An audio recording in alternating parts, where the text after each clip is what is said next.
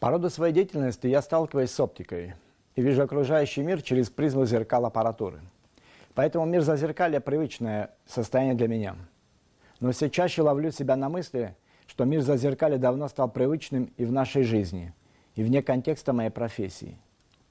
Особенно ярко это прослеживается в политической и общественной жизни страны. Что я имею в виду?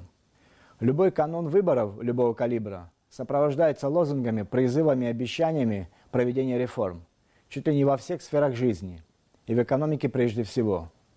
Причем об этом говорят и те, кто у власти, и те, кто стремятся к ней. Почти все наши послевоенные годы. Если реформы конституционного характера, в частности в судебной и банковской системах, большим трудом, но уже происходят, то в экономике куда сложнее ситуация. Да, поднялись зарплаты у госслужащих, начали выдаваться небольшие кредиты под удобоваримый процент, что сразу отразилось на появлении местной продукции, пищевой прежде всего. Стали появляться новые объекты туристического характера и так далее. Но прогрессирующая инфляция не дает насладиться добавками к денежному удовольствию. А про абхазские пенсии я вообще молчу. С реальной потребительской корзиной она вообще ничего общего не имеет.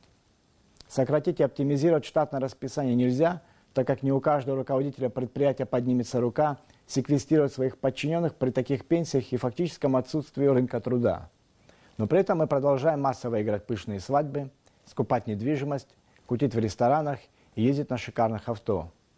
Это говорит о том, что реальная жизнь и данные ведомости, согласно которой мы получаем зарплаты и пенсии, давно разминулись. Экономика давно существует в тени, в зазеркалье, но при этом все взывают к светлому будущему через реформы.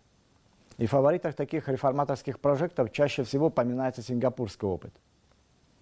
Имея некоторый жизненный опыт и наблюдение за нашей ментальностью, я сомневаюсь, что жесткое приведение к дисциплине и порядку будет одобрено основной массой нашего населения.